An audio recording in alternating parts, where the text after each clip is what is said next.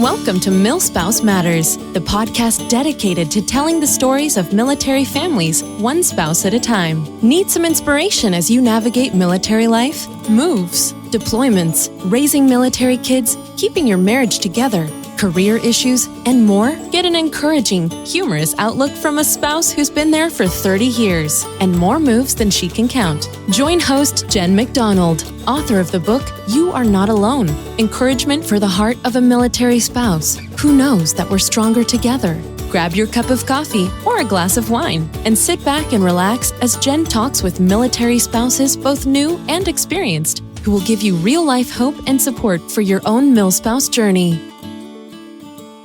Hey everybody, and welcome to this episode of Milspouse Matters. I am Jen McDonald, and I am so excited to bring you today's guest. Her name is Lana Simmons, and she's going to be talking about finding your identity as a military spouse, among other topics. And so let me just give you her brief bio. She is a retired military spouse, homeschooling parent, herbalist, Reiki Master Teacher, and yoga instructor. She's co-hosted several healing, wellness, self-love workshops with psychic medium Mindy Adamos, as well as given talks at the Edgar Cayce ARE on the importance of self-love. She has been featured in Be Nourished, My Body Does, ASDAH, Military Spouse Magazine, Spouse Buzz, and other blogging platforms and podcasts. She's currently residing in Virginia with her spouse of 14 years and 2 wild children. So welcome, Lana. Thank you. I'm really happy to be here, Jen. I'm glad to have you. That makes you sound super, super cool. And before we get into all of that, I did want to mention we do know each other in real life. Mm-hmm. So we met when we were both stationed in Hawaii. And you were the president of the Enlisted Spouses Club. I think you were you already in place before I got there? I don't remember now. Ooh, I think you were. I think I was. And didn't you come in during the summer? Oh, that's a good question. Because I thought we were transitioning to the beginning of that year. It was the beginning of the fall. Yes. And we had come in from Germany. And so part of Steve's job was I got to be an advisor to the spouses group.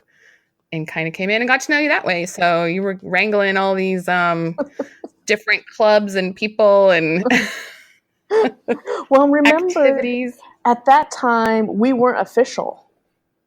Oh, that's right.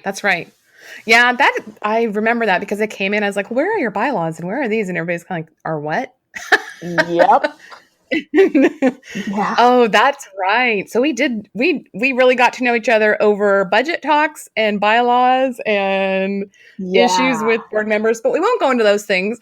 But that's just to say that's how we met. So tell me about your family, and you guys are post-military retirement. So just go ahead and talk about your family. Well, I mean, I met Mo. I think we're a little odd. Well, we're odd. I mean, that's a given. But I met Mo when I was about, I think, 22, 23. I graduated college and had moved down for a job to become a nanny down on base on Randolph Air Force Base. And I did not realize that. Yeah. That's because that's where I'm now. So, yeah. We live 10 miles from Randolph. So that's near San Antonio, Texas, for those that aren't Air Force. We're both Air Force, so we have to be careful. And I should just assume everybody knows. Right. Yeah. So I had met him there on an online dating website. Did not know that. Which was totally taboo back then. It seems more. So what year was that? 2002. Wow. Yeah. And was it? It was because I just graduated and was wanting to get my master's degree and all that mess. And met him. He had just gotten out of a pretty difficult relationship. He wanted to get married. She did not. I think it was his second engagement that did not happen. Oh. Yeah. So he was odd in the way that he'd enlisted when he was 19, but it seems like a lot of people have gotten married in their 19, 20. We got married when he was 29. So he had been in the military for a minute before I didn't realize that. So he'd already been had a career. Yeah. And then you came along, and I'm sure had no intention of, hey, I want to marry somebody in the military, because where did you grow up? I grew up on a farm. Did you have any kind of experience with military life before this? Negative. See, None. I was too. I thought I knew what it was. Really did not know what it was. And I did grow up near an Air Force base, so I don't know if you were near. No. So what did you think it was? Let's just say that. Ooh, well, I gotta watch what I say because on the farm, there's this attitude on the farm of it doesn't matter. You have to be extremely practical and utilitarian, and everything you wear to how you get things done is utilitarian in nature. So you don't show up to work in anything but shoes you can wear all day, boots or shoes you can wear all day, some rough looking jeans or overalls.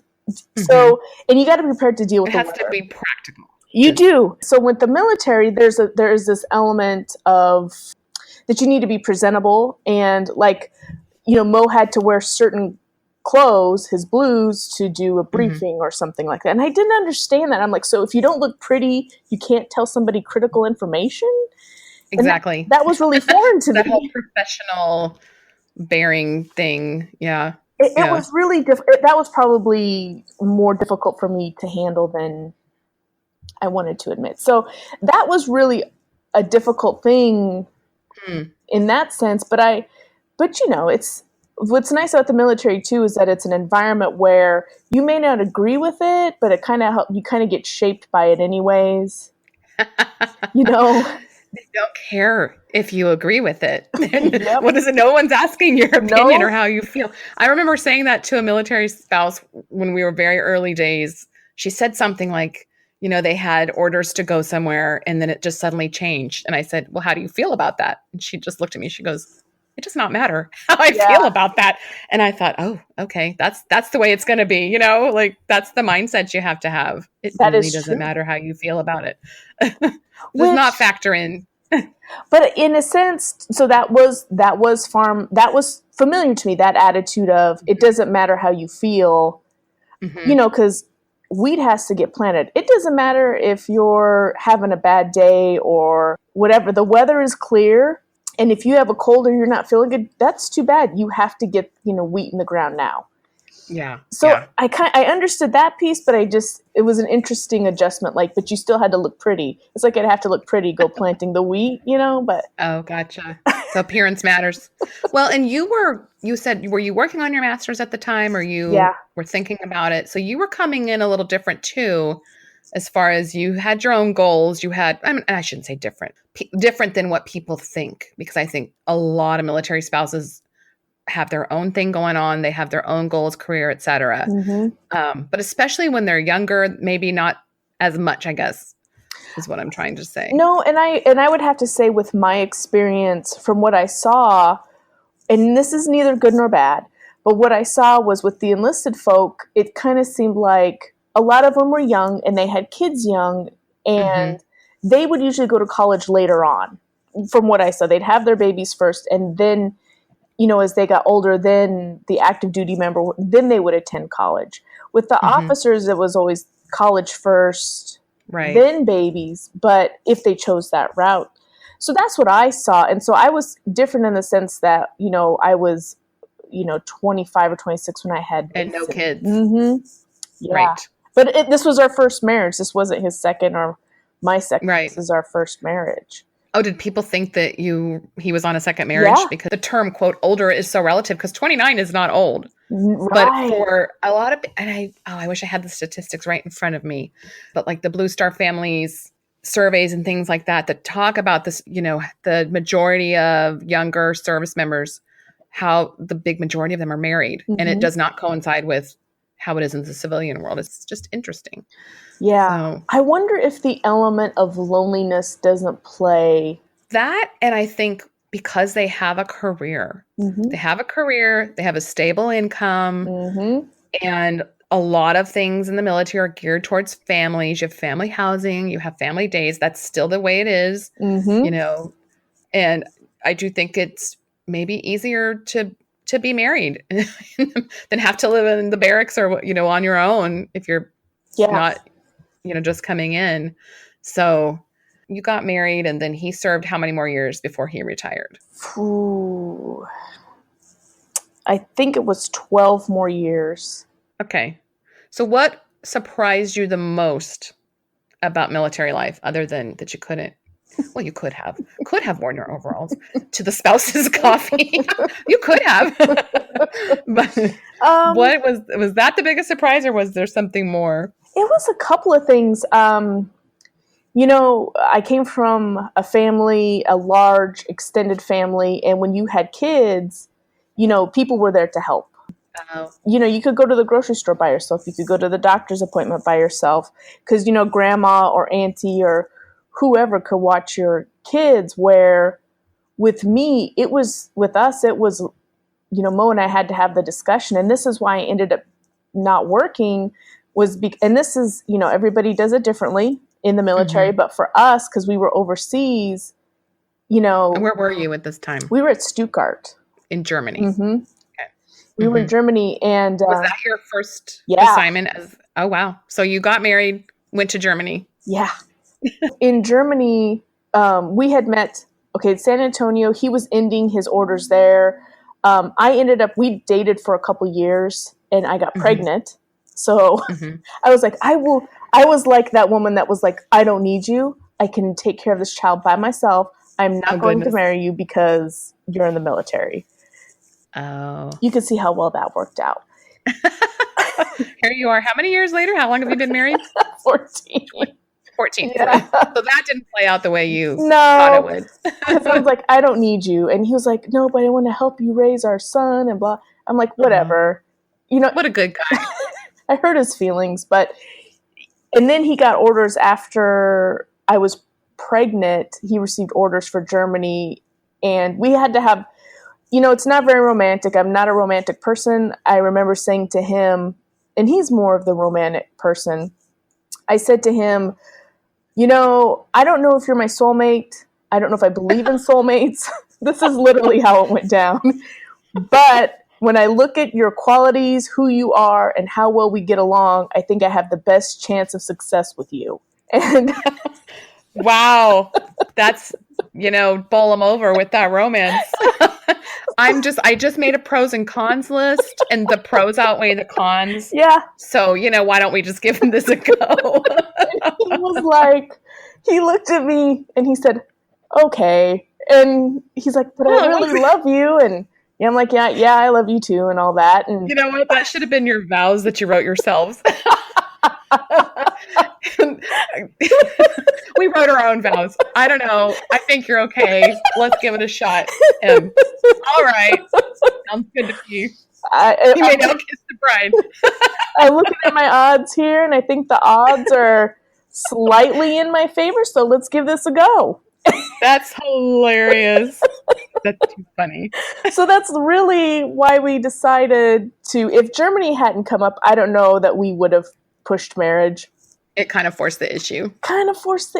And I know that's so cliche. I feel like that's a lot of couples, though. They are in love or whatever, and you think, okay, well, you're about to move, so I have to decide. Do I go with you, or do I try long distance, or do we just, you know, break it off kind of thing? Yeah. So. And it's cliche, right? Because they always tell you, don't let anything, there should be nothing that gives you an ultimatum or whatever, but... Oh, whatever. That's real life. I think cliches always, well, they're cliches because they have truth to them. Yeah. That's why they've become cliches.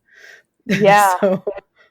So well, so that's how we ended up. We got married at the Justice of the Peace. I was 5 months prego.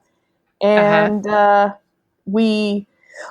then, you know, I don't know. I guess sometimes I think I approach things maybe a little too unfeeling, and not unfeeling, but maybe logical in a sense. And then I regret the feeling because I didn't. Okay. Have you ever done those personality tests? Because I know what you are. Did you ever do the true colors thing? Because that's a big thing in the military spouse world. Let's do our true colors. And I'm not talking about like find your color to wear like I'm fall and winter. It's the true colors personality. Did you ever do that? No, I did the Myers-Briggs though. You're so green. I would bet money on it. No. Logical scientist. Let's break it down. Feelings don't really matter, you know. And I'm the opposite. I'm the blue, like you need a hug now because now your feelings are hurt, You know what? And So what are you on the Myers-Briggs? What are you? Mo's a blue. He took that test and he's a blue. And he's my bud. And I was like, oh, that's nice. I'd have to see the research on that test to see how valid it is, sir. And you are green. I'm telling you, you are green. So on the Myers-Briggs, it goes what? EI, either E or I, so extrovert, introvert. Mm-hmm. You're an I. I'm just diagnosing you. And then what is it? N or? N, I believe is, I know I'm an N. I think that's intuition. Yeah, that's me. So I'm an EN. We're just going to make a comparison. And then it's like either sensory or perception. Yes. And I believe IN. Or no, wait, SF or sensor or feeling. I'm feeling, you are not. No, I'm thinking. So I'm an INTP or an INTJ. Sorry, excuse me. INTJ. Let's see, we have some stuff in common. Yeah. I'm an ENFJ. Yeah, that would make sense. I could see the J. Because I love those personality tests. It's like it's either you're a Labrador or a monkey or an elephant, and I'm always whatever thinks everybody needs a hug. That's always me. And you're over there in the corner making a little graph, But it takes everybody to make it work. It really, really does. I would be so. Mo took his and he is an ENTP, sometimes J. He's kind of in the middle. So you would think that wouldn't be a good fit because he's like feelings and all that. And he's more that way now than he was in the military. In the military, he swung more, I think, on the logical because he had to. It's a good match because when it comes to people, he's my people filter. He'll go out, he'll do the talking. Yeah. I think it works in a marriage if you are not the same because you play on each other's strengths and, build up each other's weaknesses. You help each other. It's too important. My dad always had a little saying because I remember when I was dating Steve, we would have a little argument or whatever, and he'd go, if you agreed on everything, one of you is redundant. Yep. And I would think, well, that's dumb. He should just agree with me. Like it would be so much more peaceful. But the older I get, I just, you find yourself quoting your parents. And I do see that that's so true. Like if we had just agreed on every little thing, why are there two of us? Yeah. No, that's true. I agree. So you landed in Germany. Yes. What was that like? Well, I just had Mason. He was literally a couple months old. And see, I didn't expect when I had Mason, I really didn't. I was like, I got this. I don't need help. Because I felt like you're a strong, independent woman. Well, I felt like I screwed up because I'd gotten pregnant before getting married. And, that guilt, that doesn't do anybody. So then you had to punish yourself by doing it all alone. Yeah. Because that's perfectly logical. Because my parents asked, and see, and two, just so everybody knows, Mo is black and I'm white. It's an interracial relationship. And I think back when I was in my 20s and even earlier, I think there was a little bit more like, oh my God, it wasn't as accepted. I mean, it's accepted, but I feel like it's way more accepted now. But when we were dating, it was kind of taboo. And then did you have any family issues, coming to grips with it, or was everybody just okay? My family was very upset with him and me for getting pregnant. Oh. With them, their attitude is, how hard do you work? And with him being in the military, he earned respect instantly because he was military. They didn't care what he looked like. They were more upset that I had gotten pregnant. Like that was not good. Well, that's interesting. So the race part just wasn't the factor. It was the part that you didn't do things in the right order. Yeah. And they're like, as long as he works hard, if he comes out to the farm and if he works, then he has their respect because that's just the mindset out there. That's interesting. Now, what kind of farm is it? Just curious. It's just a wheat farm. It's we don't have animals or anything like that. It's just a wheat farm. We do wheat, millet. I think they played with corn for a little bit. But it's dry land. Backbone of America. Yeah. Seriously. Yeah. That's some hard work. Wow. So that was my thing. Like they asked to come down for the birth and all that. And I'm like, I'm okay. I kind of got myself into this mess. I'm going to have to kind of deal with my consequences. Like, I don't know what I was thinking. I don't know. You were born and you should have been like in the Middle Ages. Kind of dumb, self-flagellate, make myself pay. Yeah, just go. Everybody just stand back. I've got this. I'll punish myself. So yeah. Well, did you find a good community though when you got there right away, or did it take you some time, or what was that like? Since you really had never been in the military world. I shot myself in the foot. I really did, because I was expecting. I was 25 or 26. My drinking days were behind me, and it seemed like we moved into a community where it seemed like the younger enlisted families, like, they always would go out and party, and their kids were a little bit older, and that just was not my jam. And it was because you were on base. I was on base. You were living on I base. was living on base, and they were partying, and there was just that party, and I just wanted to be quiet and like left alone, because I was adjusting to a new country. I was really lonely. I just couldn't find women that had my same interests, because I'm kind of a weirdo. But you know what? I look back, Jen, and that was my own fault, because I was not reaching out. So you kind of kept them at arm's length, thinking they wouldn't accept you. Yes. But instead, you were doing... Yes. Absolutely. Okay. I did that for 4 years. Oh my goodness. That's a long time to learn a lesson. Yeah. I'm a slow learner. but you get there eventually. So when he received orders for Hawaii, I told, because the one person that I did allow to be my friend, Isha, I told her, I said, I'm going to do everything different. I'm going to join clubs. I don't care how uncomfortable I feel. I'm going to put myself out there and get rejected 5 million times. So I see that you're a person of extremes. It's like it's either I'm not going or I'm going to run this thing. There is no in between. You can't just like go to a meeting and be a member. No. It's all or nothing, right?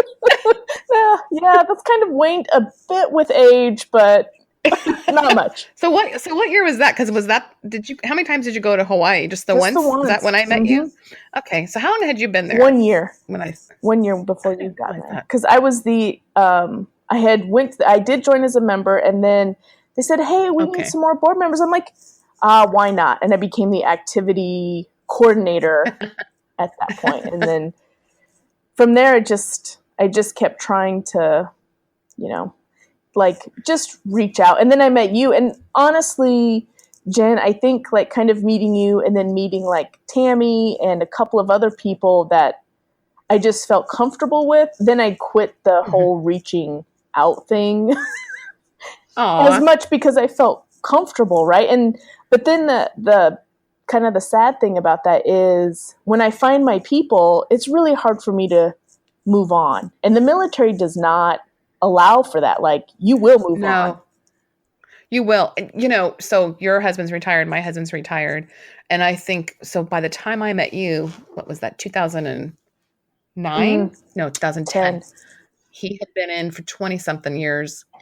And, you come zooming in and you are going to make friends quick because you don't have all this time. I've met people that go, I've lived here a year and I'm still settling in. I would just laugh, as a military spouse. Yep. Okay. Let me know how that works, because by that point we might be leaving in another year. Yes. We could be halfway through, especially towards the end of his career. So my husband retired last year and we got here and he, this is going to sound awful. He's like, I think we should have the neighbors over and I think we should do this. And I kind of go, I don't know. I don't know. Cause what if I don't like them? Nobody's moving on. We're in a house, off base, bought a house, and I have found myself weirdly hesitant where I've spent the past 3 decades jumping in. And there's that big shift of how you approach friendships because of where you are in life, I guess. It's a commitment thing. I have long-term commitment issues. It is long-term commitment issues because before, like, you meet your neighbors and you're like, I don't like them. I knew I could tolerate them for 6 months to a year. Yes. But my neighbors now, you can make it work sometimes. Yes. Like, you're not my ideal. You're not exactly who would be my best friend, but our kids are kind of the same age. So Absolutely. Yeah. But now, these people have roots. They've been here decades. And so then I'm like, I'm really hesitant to show who I am and to even connect with them, because I'm like, I got to make sure those boundaries are there, because if I don't like you, I don't want to be uncomfortable. How long has Mo been retired? He's been, you probably said this. Since 2014. So 4 years. So, I feel like it's only been a year for me. I'm getting better about it. I'm recognizing that's an issue. The first step is realizing it's an issue. Now I don't know what the next step is, because I still don't know.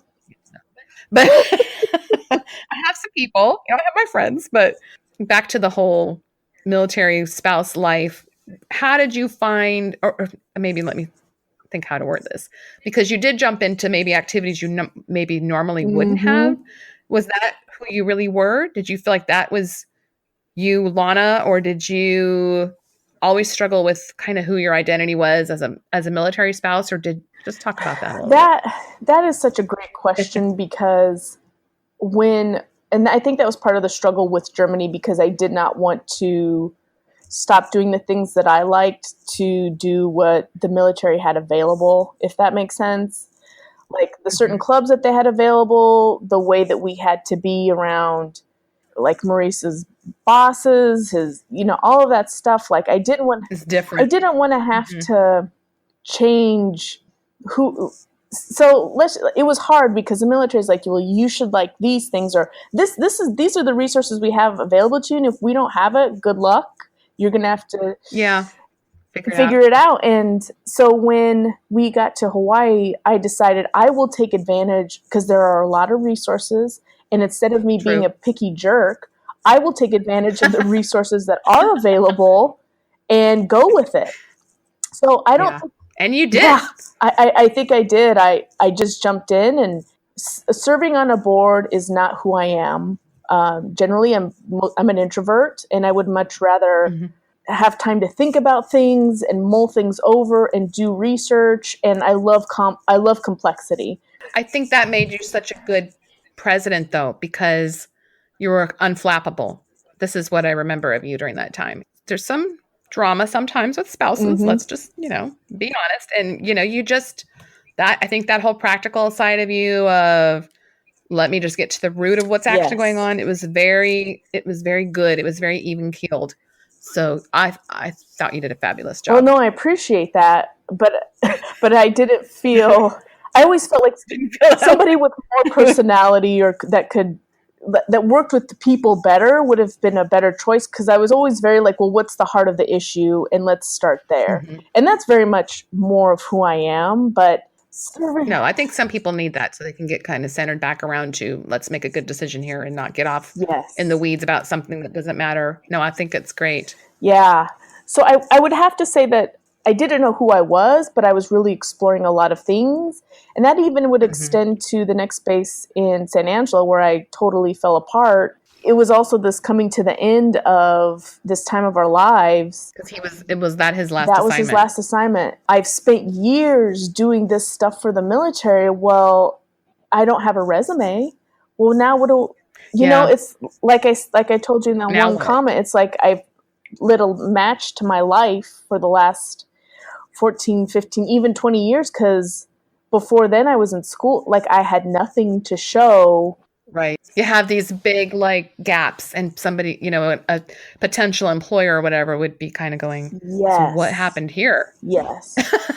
And, we know, and I'm sure somebody will comment, but there are resources to put together your resume with your volunteer. And, it's true, but it's still a challenge if you haven't had a paying job to try to kind of fill those gaps. And I honestly think there are so many military spouses sitting there nodding, yep, been there. And that's the fear is, okay, so if we're overseas or moving around, I'm not able to keep a career going.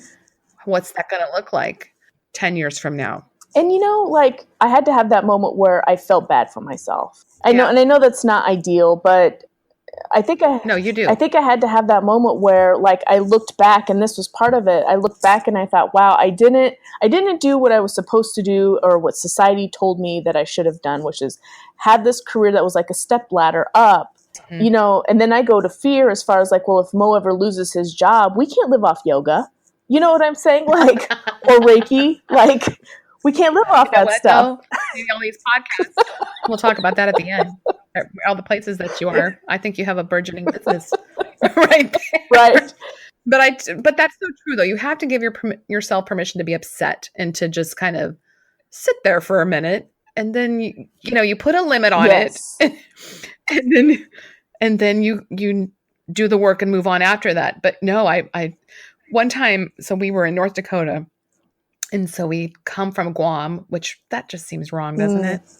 I don't think that's very nice of them to do that to people.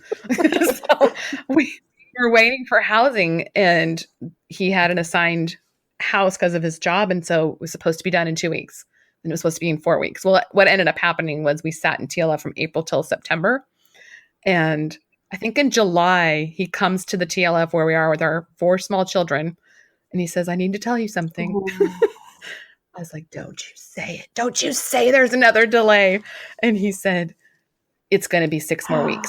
And so the kids still remember this. Like, okay, is that a big deal in the grand scheme of things? No, but I was kind of at the end of being crammed into 2 bedrooms, and not even 2 bedrooms, and this tiny TLF. And I just got up. I looked at him. I didn't say a word. I walk into the back bedroom where our stuff was, just slammed the door and laid down and cried and cried and cried. And so he came back there, and he was like trying to kind of talk me down. I said, "You know what? I just need today. I need today to be upset. I will figure it out tomorrow, but I am so mad right now." And I mean, that's much smaller than, retirement. But I think I learned that younger, just sometimes you have to just give yourself permission to kind of wallow for a minute or two and then go, okay, now what? I'm not gonna camp there. So now what? Because it's easy to camp there. It is, but it's so unproductive. Yes. I absolutely agree. Wow. So after Texas, he retired and y'all moved to Virginia. Yeah. And that's kind of a funny story too, because during this time, and you could totally cut this out if it's too crazy, but during the time in San Angelo, I had some experiences that were more, I would say, spiritual. It was not fun. It was not like, it's not something I wanted. I'd rather not know than know. It was just not something, it was a part of myself I wasn't very happy about, that other people would be like, "Oh, that's wonderful." No, it wasn't wonderful for me. But so you were having some kind of weird things happening in your house, is what the gist of, Yes, some like not cool things, and and I wouldn't say is anything like that was extremely bad, but it just opened up a side of myself that I just didn't want to deal with. But in that same intuitiveness, or whatever you want to call it, I knew like when you know something, it's the same arena. I knew near the end of his time there in San Angelo, I knew that Virginia would be where we would end up. I had this feeling, and so he did not have a job there. When it was time for us to do that final PCS, we sent our stuff to Langley with him not having a job there. And so he just agreed, like, yeah, that's where I'm going to end up. That's where I'm going to end up. And, I handed to Mo, like, Mo is he is the, like, and I don't want to use the word like soldier, but I get the plan. I'll get everything lined up. I have the plan together, and Mo will be like, "Let's make this happen." So that's kind of how we work together. And so I told him, I said, "I really think the odds are in our favor in Virginia. That's where all the intel jobs are. We give it a year. It doesn't work. We have this certain amount of savings we can survive off of for X amount of months or a year." And because you're the planner. I'm the planner. You plan. Yeah. And we did. We had they packed us out, sent it to Virginia. We went to Colorado for 2 months. While he looked for jobs, I stayed with my folks, and he scored a job a week before we were set to drive to Virginia. Oh, wow. That's providential. So, that is very, very good timing. Way to milk that 2 months off. Were you getting stressed out towards the end? Like, what's going to... Yeah, but, and I was like, yeah, God got me again, because I always try to plan for everything and try to have it all, And sometimes you just can't. You just got to trust the situation. Like, I knew this is where we're going, and of course, I don't think you should, like, not do anything, but I overdo everything and don't let that element of trust come in. But yeah, so a week before we were set to leave, Mo scored a job, and wow, and there you are. Here we are. So what was your favorite assignment? Just it was curious. Hawaii. Did you like Germany better or It Hawaii? Was it Hawaii? I loved Hawaii so much. Yeah, it was my favorite. Yeah. And what was surprising is I would hear a lot of complaints about the lack of the seasons. You know, I think people can just be miserable anywhere. It's just a testament to the human spirit. You can be in Hawaii and hate it. And, you know, I never understood that. No, I loved it. I never understood that. I always felt like, as whatever as it sounded, when we would go to Bellows, I'd always, as we look out in the ocean, I would tell Mo, I feel like this is how I connect to God right here. Yeah. That's my daughter is in Hawaii right now. So we lived there for a year, went to the Pentagon, went back for 2 years. So we had I was very heartbroken to leave the first time because his assignment ended abruptly. And I was so happy to go back. But anyway, my youngest, she went out to go visit friends. So today she sends me this photo on our way to Bellows. And I just respond with a bunch of crying faces. So if you don't know, if you ever get stationed in Hawaii or if you are on Oahu, Bellows Air Station Beach is the most beautiful thing in the world. It's my favorite spot. It is mine too. Honestly. Mine too. Yeah. I love it. I love it. So, okay. If you were talking to yourself, the younger Milspouse version of yourself, when you first, made the very pragmatic decision to get married, what would you tell yourself? If you could sit down with your young self, what would you say? Get over yourself. I love it. That is exactly, I would be like, you are not going to like a lot of people. Deal with it. You aren't the most pleasant person to be around, but you got to get yourself out there and try. And don't sit here for 4 years. Being a booty. Yeah. That's what I would have. I would wish I would have told myself that. Get over yourself. But you didn't know. I mean, it's such, I don't know. I think people that aren't military spouses, and I know a lot of spouses that grew up in the military, but for those of us that didn't, when we left New Mexico, where I grew up and got married, and his first assignment was Ohio, I might have as well have dropped off the end of the earth because it was so foreign to me.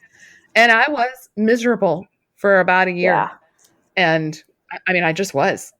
But because it's such a shock. You're getting used to everything, not just a new culture, but a new way of life. The military culture, you know. Yeah. It's so different. It is different. And you don't understand. I really had a hard time with why are people making such a big deal about X, Y, and Z, your uniform, the way you dress, the way you talk. Like, why do I have to be? Why does this matter when you're used to, not having that on you? And so it's like, and somebody said to me once, well, you knew what you were getting into. No, I didn't. And I'm kind of like, really? Because was there a book I was supposed to read, or what was I? There was no spouse boot camp I was supposed to attend. Because there's all these great things that, and it sounds very old and curmudgeonly. Well, back in my day, we didn't have all this newcomer stuff. Well, we didn't. No. And so if you do have that, and you might think it's silly and fluffy or political or whatever, just go, because I'm just going to tell you, the people that are helping with it usually have the best of intentions and want to help you acclimate and, transition and learn about the military. So if you do have the opportunity to go to something like that, I know for Air Force, it was called HeartLink. They might have changed it now. Yeah, I do remember. But things like that, I wish, because I just had to figure it out. And thankfully found a few older spouses along the way that kind of helped me. And some that I watched, I was like, that's not what I want to be like, But you just kind of have to figure it out. So, and of course, so many organizations and so much online nowadays. Just jump in. Exactly. And you really can't, like, you're not the most important person in the world, like you maybe thought you were, or your opinions aren't, the most. I mean, they're your opinions because they're right? So that's why they're your opinions. But I think the world doesn't revolve. Yeah, and there's got to be an element of grace. And I think, with grace, it's about giving people grace even though they may not deserve it. Because you know what? There are definitely days, moments, minutes where I need that grace from my family because I'm not, the easiest. Well, I was going to ask you, what advice would you give if you could just sit in a room with a bunch of younger military spouses? What would you say? And I think that was perfect, but you can add to it if there's anything else. Well, and I think I would want to know, I think the biggest thing is, what are their expectations like of this life? Because the expectations have always gotten me in trouble. Oh. The expectations of, well, this is going to look like this. My child will be like this. My marriage will look like this. I feel like it's like letting go of those. I think you should work towards something, but I don't think you should be invested into how it turns out. Because you just don't know. Well, and you're a homeschooling mom now. I was not in the military. I don't know if you remember, Jen, because you're like, yeah, I homeschooled. I'm like, Jen, you'd have to give me medication if I went down that road. But then you have a child that ended up having some special needs. So I think that's that whole thing of expectations of what you need to do to adapt to that is going to be different than maybe what you thought being like the PTA mom or whatever. It's not that. It's something completely different. I would have never thought I would have been a homeschooling parent or into Reiki or any of that stuff. But it's like the expectations also put you in a box from exploring maybe something that you end up doing. Yeah. And finding something that you couldn't have imagined, for yourself maybe 10 years back. But if I don't want to say have no expectations, but if you just remove those limits, you can just find such a new and fulfilling, interest or job or something, even just the way you're raising your family. Because even that will be short-lived. It seems like it's, especially as a homeschooling parent, or a lot of little kids, it does seem like this is always going to be what it is. And it's not, So speaking of, we are co-hosting a podcast. So guys, look for that. It's called Reinventing Midlife, where we're going to talk about all these issues and more with another co-host to our house. So that's super fun. So we can find Lana all kinds of places. But before I get to that, every episode I'm going to do what I'm going to call a quick 5. Oh. So I'm going to ask you 5 quick questions, and you did not have access to these. And you got it. I'm snapping like you can hear me. You got to just answer it quick, and then we'll find out more about you this way. So what was your first car? A Caprice Classic, 1979. Oh, I love it. And what color? I remember those cars. Okay, what's your guilty pleasure? Watching Little Women LA. No, I did not. Yes, I love it. I don't think I've ever watched that show. I've seen the trailers for it. Okay, where's your favorite place to be? You already told me this one. Well, it is Bellows, but I would say now it's actually in my garden. Oh, okay. And what's the one food you will not eat? I think menudo. You're very specific. I'm so impressed. You were like so fast with these like very specific menudo. I'm just saying and I'm sorry. I think it's because of what it is, like the stomach, and I love all kinds of food, but menudo just kind of gets me in I'm not Anthony Bourdain, God rest his soul, but. Yeah. No, me neither. I don't like it. Okay, so the final very, very tough question is soda, pop, or pop. Coke? Come on. Oh my gosh, when did you grow up in the Midwest or something? On the phone was pop. One of my friends said I threw her off the first time I met her. I said, "Hey, do you want a Coke?" And she's like, "Oh, well, okay." And I like brought her a Sprite, and she goes, "This is," or no, I said, "What kind? What kind of Coke?" She goes, "What kind of Coke?" No, it's pop. Like we, growing up was on the farm. You're in this bubble. You're like in this bubble with these people all the time, and you get to your own little language sometimes. Yeah. So it was always That's pop. too funny. That's such a Midwest thing. Pop. Well, is there anything?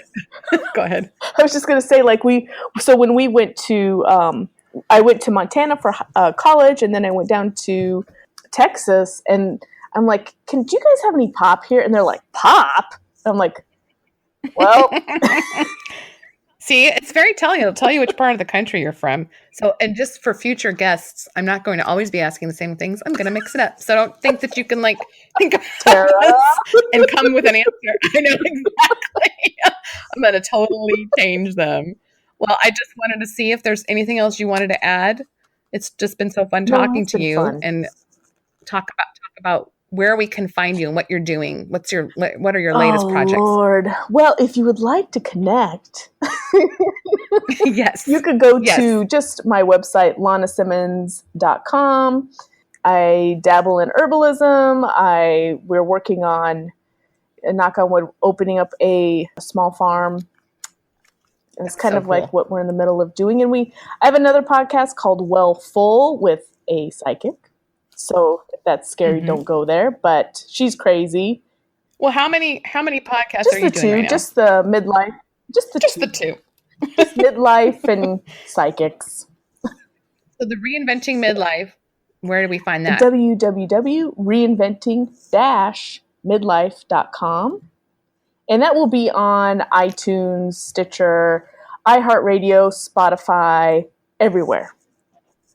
And Wellful, you'll just have to go to iTunes, and it doesn't have its own website. But it is linked on my website or on Mindy's website. This was a ton of fun. I'm so glad you came and visited with us today. And thanks so much for sharing with us. Well, thanks for having me, Jen.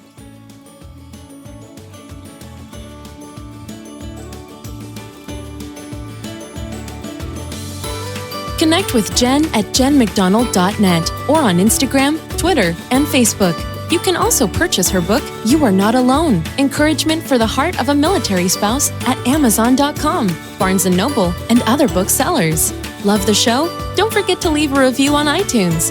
Until next time, have a great week.